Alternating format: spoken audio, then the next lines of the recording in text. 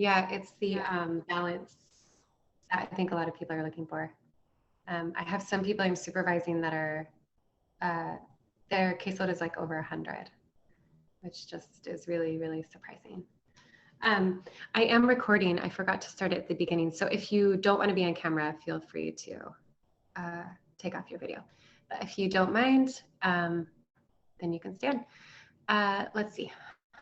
I was just going to add, I kind of second or third or fourth, however many people have said that they are in agreement with all the reasons that have been listed. And then the only Yeah. other thing I was going to add to that is just, I I like the idea that by being in a private practice, I do earn a bit of extra money, which means I can offset some of my time to do other things like macro work or community and just other involvement in the community, volunteering or things like that. Um, Mhm. because I feel like right now working full time, I had been as a in the HR profession, like I wasn't getting my needs met in order Yeah. to while still maintaining that importance what I feel for myself and like volunteering and things. Uh-huh. Yeah. So working enough so you can spend your time doing other things as well, not Yeah. just work. Yeah, Yep. that's great. I have somebody whose goal is to work 3 days in their private practice and then volunteer the other 2 days in places that wouldn't otherwise be able to afford their services so that they can contribute to causes they really care about, which I love. I think that's really nice. Um, let's see. Noticing a lot of value differences among the nonprofit organizations that you've worked for, reducing burnout cycles, desire for creativity, and feeling discouraged in bureaucracy limitations. Yeah, the bureaucracy limitations are a huge one. And those affect like the burnout and the creativity and the values. So those are pretty big ones. Um, let's see. So I'm going to walk through the three things, and I'm going to do it in sharing the story, my story of how I decided to start a private practice. Um, and you're going to hear in my story a ton of privilege because, in general, the mental health field was set up for, first of all, it was set up for white men who created a lot of like the psychology and psychiatry medical bend. But then the social work field has been overtaken and dominated by white women. And so the testing, the supervision, the licensing, a lot of it is set up for somebody with my characteristics. And so I just want to acknowledge that because that's not right. And it should be that anybody who decides to become a social worker or an LPC or LMFT or whatever your field is, that they can because they have the desire to help people, the willingness to learn, the willingness to self-reflect and get good clinically. There shouldn't be so many barriers that are really based on somebody's culture or language or finances or other things. So you're going to hear that in my story, and I can't erase it because it's part of it. But I do want to share it. So I'm a licensed clinical social worker, and I work in Oregon, Washington. And I live in Washington now with my two children that are mine. And I've been working at the VA hospital now for 11 years. So I worked half the time with homeless veterans experiencing mental illness and addiction. And about 5 years ago, when I had my second child, my son, I took maternity leave and I was like, I don't want to talk to anybody ever again. Like, I don't want to ever sit in front of someone and have to help them. I was so burnt out. So I had a ton of business ideas. I wanted to leave the field altogether. I'm sure some of you can resonate with this, but I had a lot of business ideas, but I didn't know like how to make them happen because I'd only worked for other people, and I just didn't know anything about making money for myself. In January of 2018, so this was 4 years ago, I guess. Is that right? 3? I took like a weekend trip with some girlfriends, and one of them told me that her wish for me for that year was that I would just choose one of my many ideas and do it because she was really, She was really tired of hearing me talk about all of my ideas and not doing any of them. And that was what I needed. I need someone to kind of push me and say, just commit to the thing and do it. I was going through a lot personally then, and I just needed something to like move me forward. So I went to the next month. So in February, I went to a SCORE mentoring event. SCORE is through the Small Business Administration, through the government, and it's free in every state, and they give you free business mentors. And I met a really charming old Jewish man from the East Coast, and my family is Jewish as well, so we clicked. And I told him 2 of my business ideas. I really liked my first business idea. It was to start like a vintage linen importing business from Europe. And he didn't even really hear that idea. He only paid attention to my second business idea, which was the clinical supervision business. So the way I came up with that business idea was I had worked, you know, since my master's, I had just worked at the VA, and I had received clinical supervision there as part of the requirement of my license, probably like all of you are doing or have done, but it wasn't by people who specialized in it. So there wasn't like technical skills as part of it. There wasn't specific training. They weren't telling me how to like reflect on my work. They weren't telling me different tools to try, which this is actually quite common in the social work field. Probably not for those of you who like go to counseling school where you're drilled in all of that. But for social workers, there's a huge lag in where we learn our clinical skills. And so I decided that I really wanted to fill that gap and provide higher quality service and supervision and make a difference in my field and in my community.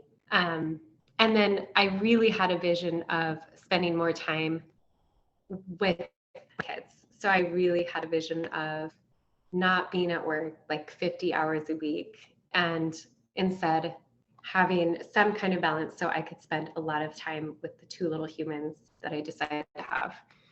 And so I had a pretty clear vision of what I wanted to do and where I wanted to go with it and why.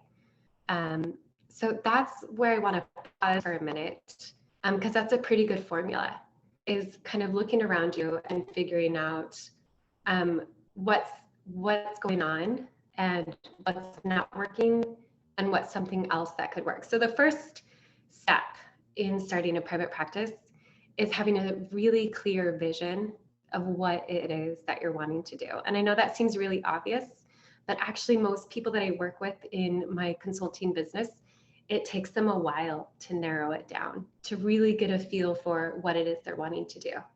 So I wanted to take a moment here and pause. And if you want to share in the chat box or share out loud, part of the vision you see for yourself or your community. And if that doesn't kind of stimulate the idea, another way of looking at it is, what are things that make you angry that you see that you want to fix? Or what do you feel like your current workplace is getting wrong that, you know, if you had a chance, you would be able to do it really well? Or on a personal level, what it is that you're wanting to create in your life. So I'd love to hear your thoughts on that one.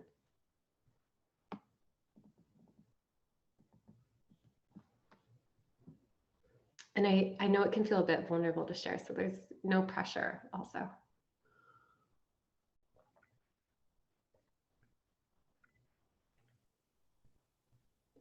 Could you write down or restate those questions? Yeah, I can. I'm going to put the light closer too. So let me put this in the chat box. Okay. What is the vision you have for yourself, your practice, your community? And it could be that you so far just have a vision for one of those areas, but the more specific you can be, then the more effective you're going to be in creating that thing. So if you know you just want out of where you are, then push a little bit further of what's the thing that you also want on the other side of that. What's not, you know, what are the barriers in your community that they're not receiving what they need, or what are some of the other things that you can identify?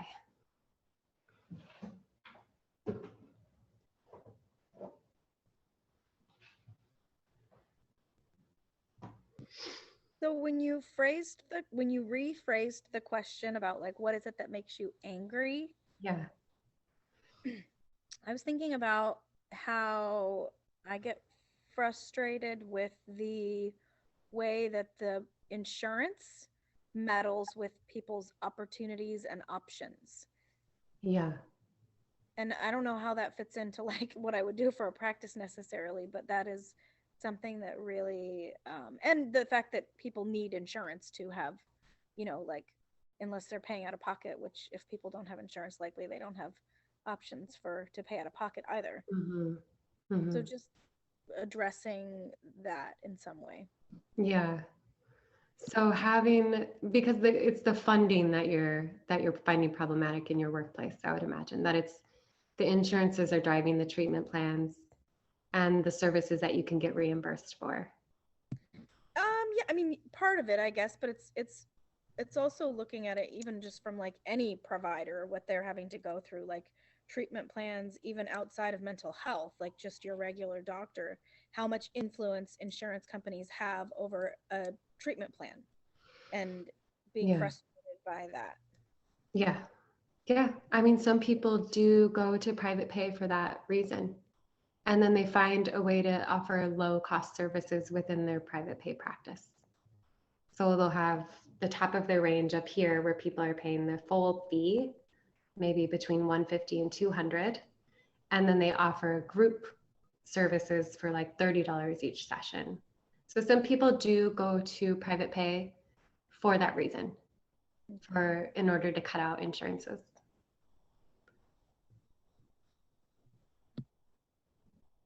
Yeah, thanks for sharing that today. Gina shared, I want to have an HAES oriented practice where I work 20 to 30 hours a week and I'm able to make my own health priorities important to me whole. Part of my caseload for people who struggle to afford therapy. Yeah, that's really great. Where is Gina? Oh, there she is. She's okay. Health at every size. Okay, thanks, Gina. I didn't want to ask because it looked familiar. Yeah, that's a really great model to build, is that you can you can create really specific services that people can't otherwise access. And then you play around with the funding, with the costs until it's affordable for everybody, or create scholarships or discounted services. And then Rebecca said, I'm already doing a good deal of what I want to be doing from a clinical perspective. I'm very fortunate, but I want to be able to serve people who are ineligible for services at my current agency and do so in a more sustainable manner. So have a wider reach in who you're serving and kind of be able to open the doors to more people. Yeah, that makes sense. I echo Gina and Rebecca in that regard. It would be great if at least half of the people that I see are of a lower socioeconomic status. That would be amazing. Right now, I'm actually working in an agency, but I'm actually happy to be there, which is crazy to say because I had been so burnt out. I think it took me taking a break and to be doing the work in a different capacity. But I saw an email about this workshop today, along with the trial. You're starting out the 8-week program. Yeah. I just got so much energy from it and excitement, and I don't want that to be fleeting because, private practice has been in the back of my mind throughout grad school, and now it's 2021. So it would be great to gradually leave the place I'm at now and gradually start private practice. I would be happy seeing 2 to 7 clients a week, anywhere in there. It doesn't have to be my main source of income, but I honestly think it would make me much happier. At the agency I'm at now, we've been pushed to work from home at least 80% of the time, and that's drastically improved my happiness. And so I know that's not forever, and I feel like private practice could help me keep this situation going in different ways, in better ways. Yeah, that's exciting. So finding a work setting that works really well for you, and then offering services to people who may not be able to access it otherwise. And even just do something like 2 to 6 hours a week so that you have one main source of income that's like your safety net, and then a side source where you're experimenting and building and kind of dipping your toes. That's how a lot of people do it. And if that blossoms and if I'm balling with private practice, we can keep it just that. Yeah. Yeah, I mean, even 2 to 6 sessions a week, if you did the average, I would say the average reimbursement is about 100, and that could be on the lower end. So that's 600 a week and about 2,400 a month. So it's not bad just to do even 1 day a week. And you can, but perhaps less because of the folks I'm trying to reach. Yeah, but I hear you. That makes sense. yeah, I mean, financially, if that's part of the deciding factor. And I will say a lot of people are doing, in order to reach people of income or who don't have income right now, which is a big deal with the pandemic, they're doing OHP. A lot of people are getting paneled with OHP right now, and OHP has made it much easier to get paneled because of the increased need. And OHP reimburses around 145, which is a decent reimbursement rate. So can I ask a question with the OHP? Because and this is a maybe completely ignorant thing to say because I'm not certain on this.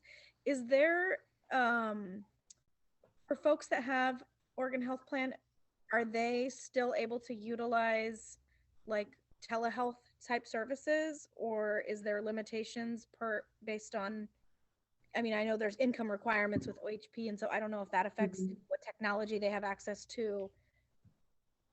Are you saying because they wouldn't have the technology in their home, or because OHP wouldn't approve it? Not because of OHP approving it, more around like how much technology they have access to. Like, is there issues with people being able to utilize their mental health services through OHP as a result of like their financial circumstance? Yeah, I think I would have to double check, but I think OHP will even reimburse for telephone sessions. Okay. And in that case, I think most people are able to. Okay. But that's a great question, and it could be something, if you did start a practice, you would help troubleshoot that right in the beginning of like, here's how you can get a free government phone, or here's an agency you can go to that'll let you use their computer for an hour for a session, like a North Star Clubhouse or something. Okay. Yeah, that's a great question. Cassie says, I really want to grow my clinical supervision and also expand to begin to provide therapy, same as Colleen's, and wanted to start slow and set myself up long-term to move toward that completely. Yeah, that's a really nice way to do it, because then you can kind of enjoy the process and not be stressed out financially. Although some people quit a job and they just like dive in 100% and set up their whole practice. For some people that works better. And Leslie said, like a lot of people are saying, I want to do some sort of scholarship program so that I can work with vulnerable folks in a sustainable, consistent way. It's really rough knowing how much high turnover affects the clients we care so much about. I'd love to work towards supervising and teaching as well. Yeah, the high turnover part, the ability to keep your clients longer, and then work towards supervising and teaching as well. Yeah. The one thing that is really obvious with private practice is then once you open that business, you start to see other doors that you can open as well if they're a better fit. And then Rebecca, yeah, serving people in OHP is one of my top priorities. That's great. Yeah.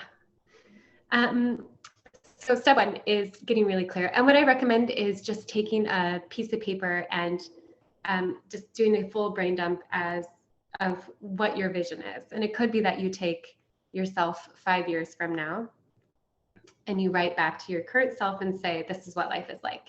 You work this many hours a week. This is how you spend your time in your sessions. This is how you feel after your sessions. This is what your income looks like. This is what the transformations are that your clients are experiencing. This is how you feel when you tell people what you do. So being as specific as possible is going to make it a lot more effective in getting you there.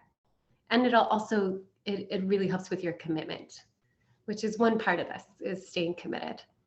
So I'm going to pause here and we can do donations. There was, I believe, a woman that was going to join us to tell us about Unite Oregon, but I'm not seeing her. So I'm just going to have us do that. So let me share the link. And there's no pressure. If you don't want to donate, do not have to donate. It's the model of the workshop that we do a free teaching thing and offer resources and then make it easy. I'm not sure why there's an A right there to donate. And then if you would like to have your donation matched, let me just make sure that's going to the right place. Yeah, it is. Okay. If you'd like to have your donation matched, you can private message me and then I'll add up the number and let everybody know how much we raised altogether. So we'll just take like 2 minutes to do that.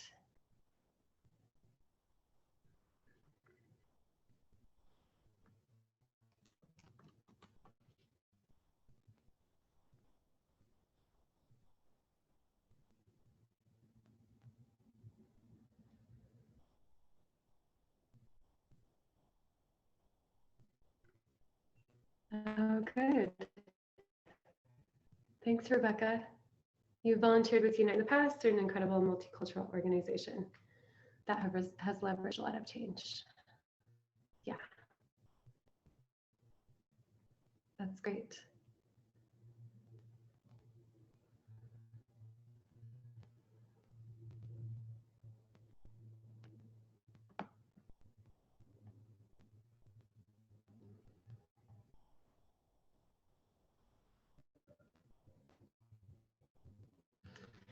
And then if you want to put your hand up in the participant thing, then I'll know once we have everyone's hands up, I'll continue with the workshop.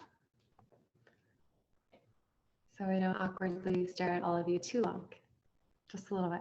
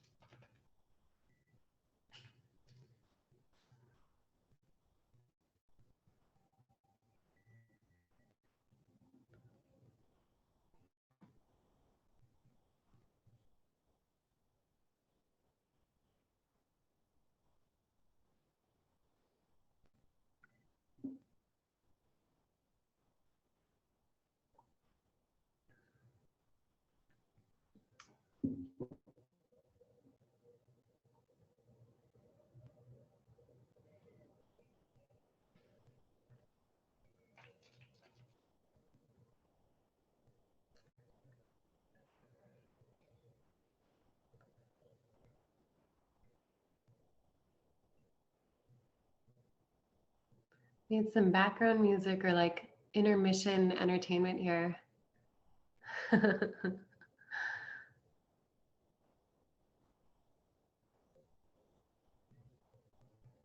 Okay. So is everyone putting up your hand in the participant spot if you're done? Or Colleen, you could do it in real life too. That's great.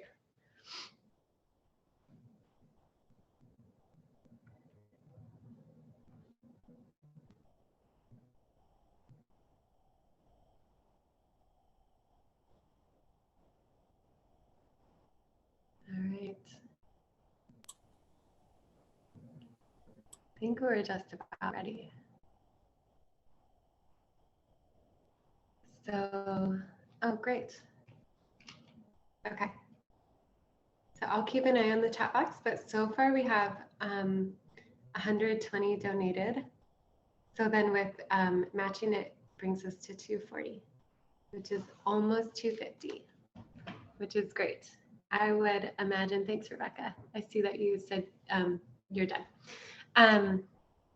Yeah, I would imagine that can help a lot with somebody's portion of their rent or their groceries. If you go to that link later that I sent you, they tell a story about a woman who lost her employment due to COVID. And then the landlord tried to kick them out due to non-payment of rent, even with the rent moratorium.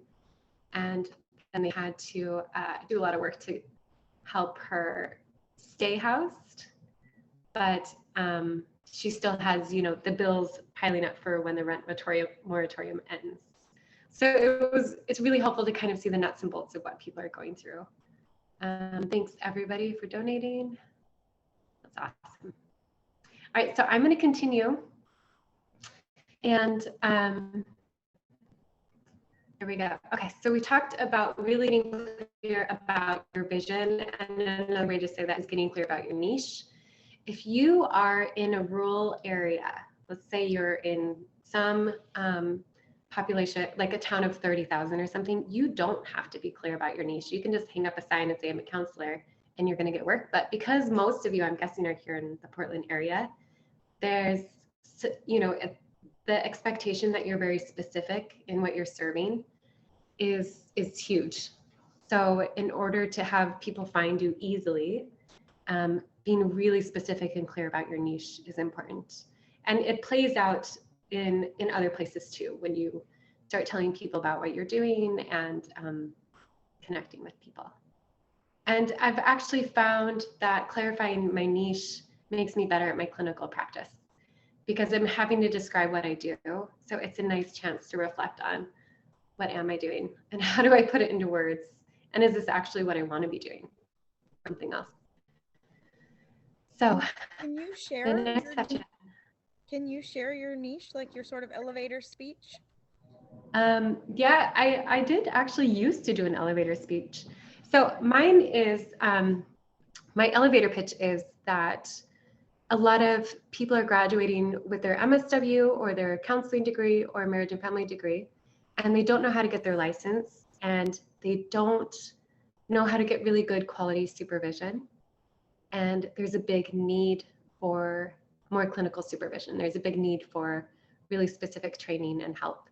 And so people who work with me get their licenses in a timely amount, and they get a lot of really good support and a lot of good hands-on help in developing their professional selves. That's mine, that I used to pitch when I went to Portland State and to George Fox and do presentations there about getting your license. Thank you. Yeah. Okay, so now that you know a little bit about the background of my business, I want you all to know a little bit about how I built it. And when you're running a private practice, you're usually doing one of 6 things. You're scheduling with people, you're reserving space, although not right now. You're documenting, you're billing, you're delivering services, and you're marketing. You're trying to find people who want what you have to offer. So what I learned in building my business was that you cannot do it alone. You just cannot. And one of the principles, one of the things I talk a lot about in my consulting business is the principles that come through white supremacy. And one of them is this idea of individualism and this idea of competition, that we can completely build things on our own. We don't need anybody. We can work in a silo and things will go well. But actually, we do way better work in community with each other and with letting people help us, letting people see what's going on. So one thing I did with my business is I kind of separated the 2 categories of help that I needed into a human category and a technology category. So with those 5 categories that I just shared, I separated those 2. And then I outsourced as much as I could once I figured out what I was doing. So I kept meeting with, human-wise, I kept meeting with my mentor from SCORE. And I started a business consultation group so I could learn from people who were way smarter than me at business. And I started a clinical supervision group with Susie Snyder, who some of you know. I asked her to supervise me and some other clinicians. And that helped a ton with building my clinical confidence. So I was willing to put myself out there. And let's see. I did some trades with people to get like my website up and running. All of my photography on my website is a trade. I did a few different trades for legal help. And with marketing as well, I used some support from this website that no longer exists, but I outsourced a little bit of it. And the main thing with the second step that I really want to impart is the importance of having a really, really good mentor. Because what I see happens instead is people stall.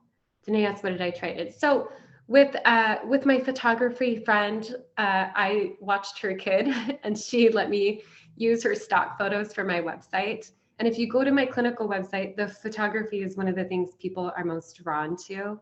So it helped a ton with my marketing. With the law office, it was a law office I'd worked at in grad school. I don't remember what I did to trade with them. But this is where some of my privilege comes in too.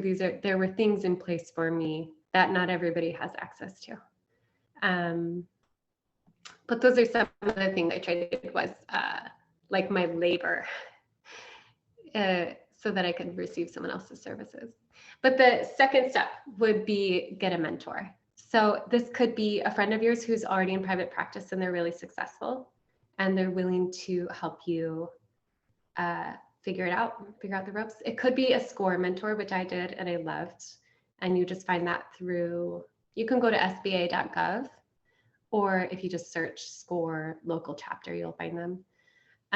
It could be a friend of yours who's always been like your favorite cheerleader, or a sibling or a parent, but somebody, because right now you have a vision of something that you want to create, but it doesn't yet exist. And you need somebody else to hold that with you and help you walk towards it and be really consistent. So I'd recommend meeting with your mentor once a month at least, and having tasks that you're for sure going to do. And then every month you're letting them know what the thing was that you did. So like this month I told 5 people. Yeah, Danae, that's right, sba.gov. This month I told 5 people, or this month I pitched to a few colleges, or I got up my ad on therapy done. Whatever the thing is, that accountability piece that you already have from your workplace and that somebody kind of cheering you on, you have to create that outside of your workplace now. So I really encourage having a mentor. Yes, thanks, Rebecca. And having a mentor that has values that match yours. One thing I learned with my SCORE mentor is that he's definitely not a feminist.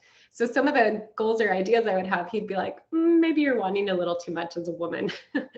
So you want to find somebody who either you don't care if they don't match your values, you can push back, or you know that they understand, okay, this is how patriarchy feeds into the business world, or this is how consumerism feeds into how people build their practices. And I don't want to do those things. So help me walk through this, help me understand this. So finding a mentor that fits with your values is really important. And then the last step. So one thing I wanted to tell you was, as I was building my business, I had a huge wrench thrown in my plans. And that was a few months after starting it, I started going through a divorce process. And it was really, really painful, really tragic, probably one of the hardest things I've gone through. And I'm sure I'll go through hard things, but it was really, really incredibly difficult. And what happened with it is then my future was pretty uncertain and my sense of self was shaken, my sense of creativity, my history and understanding about myself, or the sense of the world as like a good and safe place, it was all shaken. And for me, building a business actually was a really good time to do that.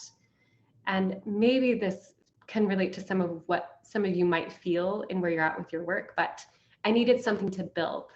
The things that I had really kind of built myself on were, crumbled, they were bulldozed. And so I really needed something new to build and to kind of feel like it's going to be okay. I have some sense of control over good things happening, and I can make them happen. So it was, for me, I learned that building a business that way was super, super restorative. And it gave me this belief that building a business can be a way that we heal and a way that we really liberate ourselves in a beautiful way. which I had not anticipated at all. It just felt like it was the next step for me. It was just the thing I needed to do that I couldn't not do. And it was a place to put my attention and focus. And then because you're building a business, everything that you do for the business, it benefits you as well. So, if you need to get good sleep because you really need to have your best creative ideas in the morning to build your business, you start to get better sleep. Or if you need to have better energy to make a good impression with a consultation call because you want to get a new client, then you start eating better. So it just, for me, I found it just really created a better version of myself and was really quite liberating based on where I was right then. I mean, liberating in the sense of my personal life, not in a political way, because I already had a lot of that.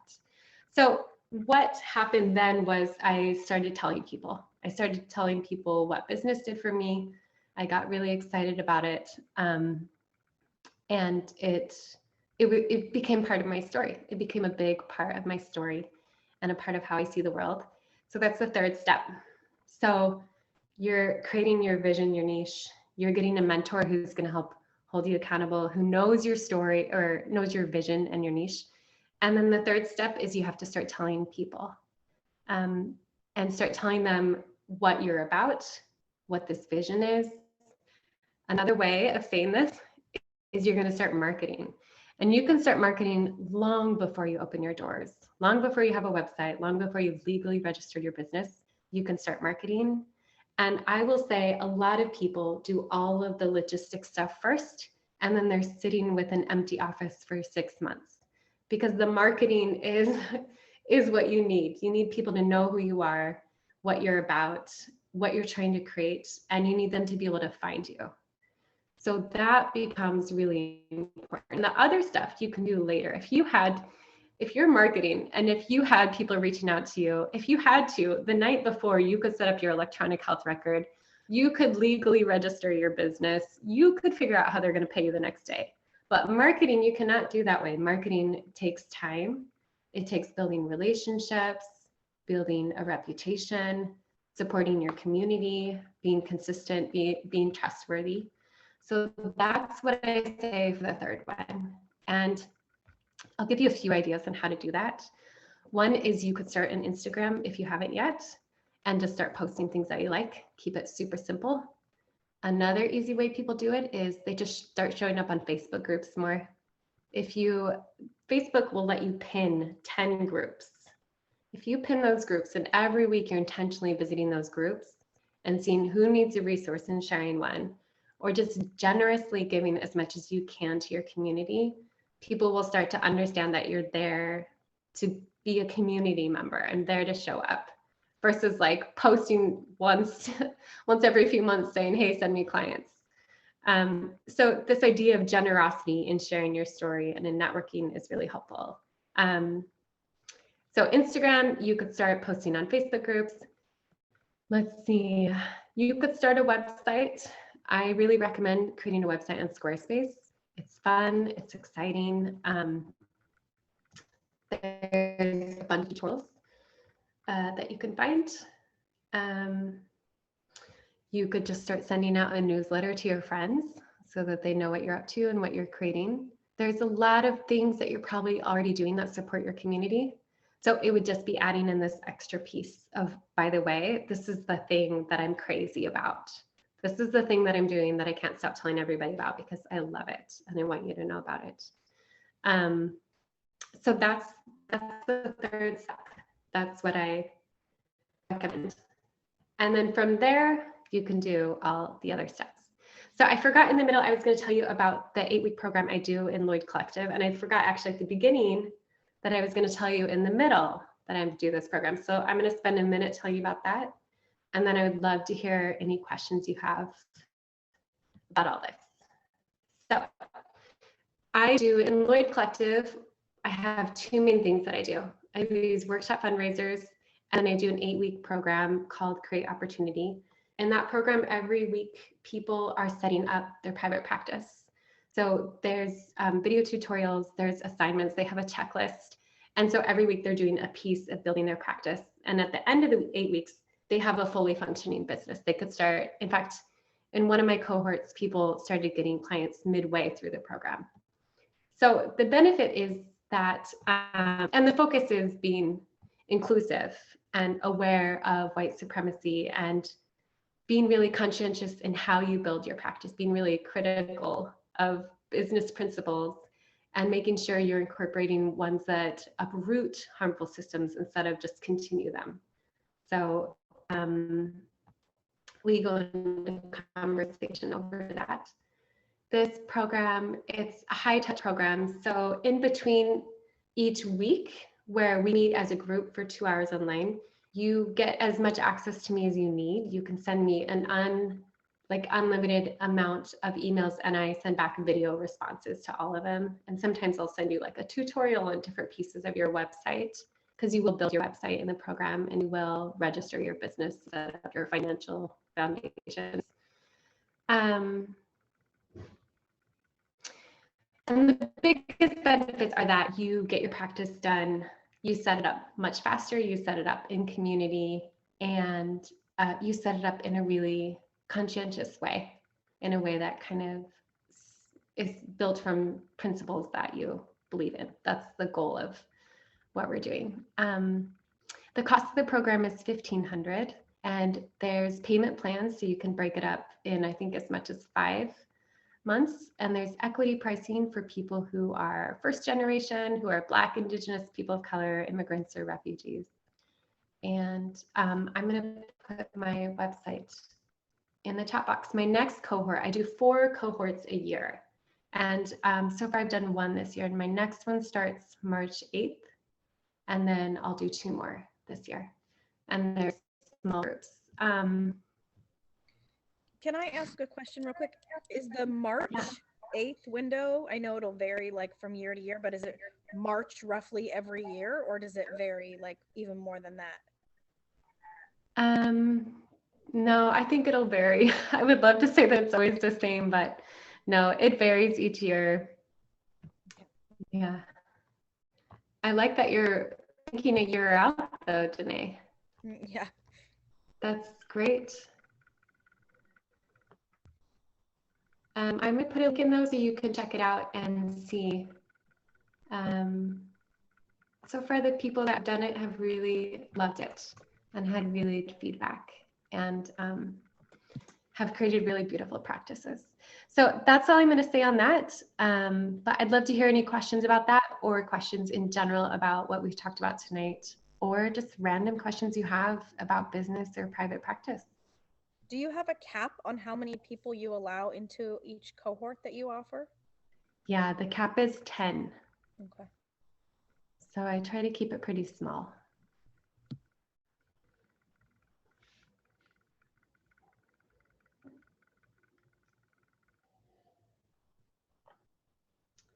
Any questions about the first 3 steps? And is anybody already doing them, or thinking of hurdles to them, or objections to them?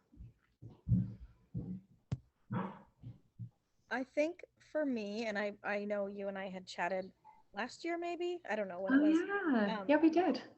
But one of my what I feel is a hurdle, and I may just be creating hurdles in my head, is the fact that my partner and I, when my program finishes, we plan to relocate outside of the US. We're pretty disgusted with the way things are.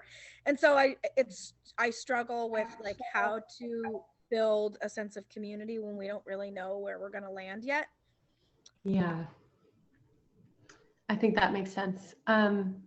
One thing I found effective is, and I don't know if you have a specific niche, Danae, but you know, Facebook is where therapists are a ton right now, and I'm sure that'll change 5 years from now. Maybe it'll be LinkedIn or a whole new social media site. But one thing I found effective is identifying my niche and where there's a gap in a place for people to gather, and then creating that online. Pam, thank you. I just saw your message. So it could be that you pick a very specific niche and you create a Facebook group and you have an online community. so that as you're traveling around, you still are connected to people that are having the problems that you want to help with, or have the goals that you want to help people reach, or that are therapists providing the very specific kind of services. I have somebody in this most recent cohort that I did who does therapy for people experiencing infertility, which is a very specific kind of therapy. And there's only 8 clinicians, I think, in all of Oregon who do therapy for that. So if she starts a Facebook group, then she'll get to know those people really, really well and have that community that can travel with her. So I think that's one option that you could do with that. Thanks. Yeah, and then you definitely want to do like a cash pay practice if you're moving overseas, because it just makes it more sustainable financially. Cash pay meaning like for the clients that I work with rather than through insurance? Yeah, private pay. I mean, unless you're going to stay put in a place for like a year, it'd be worth getting paneled and jumping through all the insurance hoops. But if you're traveling a lot, then private pay is simpler. And then if we are planning to be traveling for a period of time, and more than likely will be during the period of time like when I'm working on completing my hours for licensing, is that a problem for supervision? Is that like something I should really try to avoid, like, or not? It depends on your state. And a lot of states now, of course, are approving all supervision being online. Oregon has for social workers and maybe for counselors too, I can't remember. So it depends on your state. And Washington did not approve that. I supervise in Washington too. But people aren't meeting in person to do supervision in Washington. So a lot depends on the state. Okay. Yeah. And you'll also find the same thing with telehealth laws, because you'll need to pick clients in specific places where you're licensed. I have somebody I supervised and helped start their private practice, and they live in Mexico now. So all their clients are in Oregon, but they're in Mexico. And then somebody else I worked with that they moved to Germany, and they're doing Oregon and Washington. And then I think Florida and Maryland have really lenient telehealth policies, which I think is hilarious. Yeah, Lynn, I'll give you the recorded version. Colleen, you have phone WebEx supervision in Oregon. Yeah, I haven't seen any of my supervisees in person since last February. Any other questions about business, about starting a private practice? In the December workshop fundraiser, we went over the costs. I know that's a question people have a lot. So if you go on my website, you can see the video of Andrea Radeau and I. She's a really, whoops, I keep messaging people websites privately. She's a really awesome LPC in Oregon. She started C4, which is Clinicians of Color something and Consulting. I'd have to look it up again. But we did the workshop fundraiser in December, and we went over all the costs. So that's a nice one for people to check out too. But it's incredibly inexpensive to run a private practice. The risk of this kind of business model is so low compared to most businesses, which is really nice. It's really nice, especially if you'd really like to offer very low cost services. All right. Well, if you have questions, you're welcome to reach out and let me know. I will be emailing everybody a link to this as well. I didn't remember to record till I said I'm recording. So if you didn't want to be recorded, don't worry, you're not on the recording. But yeah, I'll email everyone a link, and then you can also send questions or anything else. Thanks for coming, everyone. Thanks for donating. We actually got to 130, so we got 260 total. So thanks, everyone. Thank you for doing this. Thank you for all. Yeah, thank you. Yeah, thanks for coming. So wonderful. All right, bye, everyone.